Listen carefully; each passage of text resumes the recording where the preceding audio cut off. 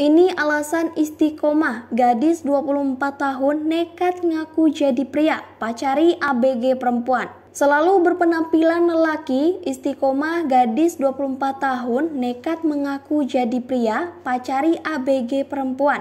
Istiqomah alias Ram mengungkap alasannya dirinya sebagai wanita mengaku pria karena persoalan cinta. Dia pernah trauma dengan yang namanya cinta.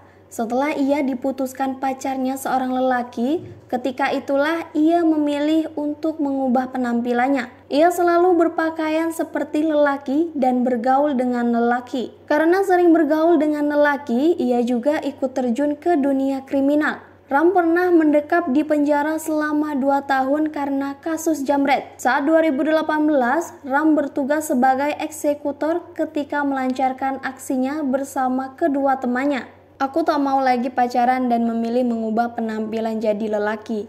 Jadi hanya orang yang di rumah saja yang tahu kalau aku perempuan. Dulu trauma karena pernah diputusin pacar. Cerita Ram pada Rabu 25 Mei 2022. Ia mengaku nyaman dengan penampilannya sebagai lelaki.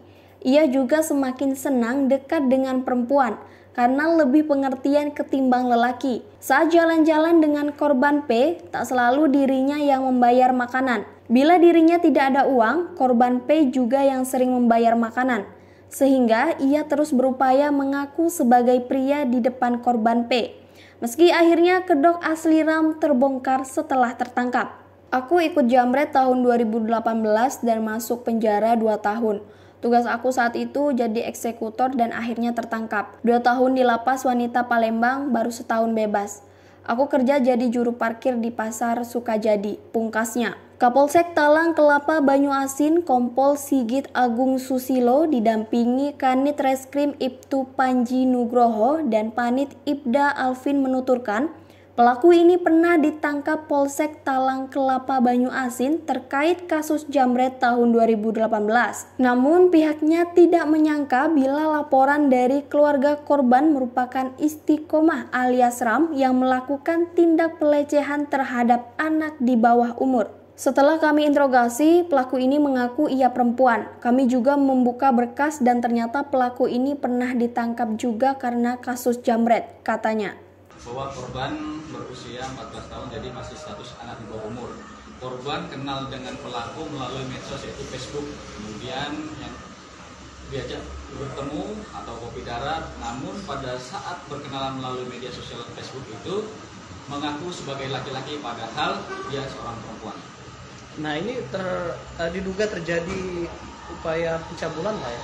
Ya, jadi awal terungkapnya kasus ini yang pertama, korban itu tidak pulang ke rumah sehingga orang tuanya mencari.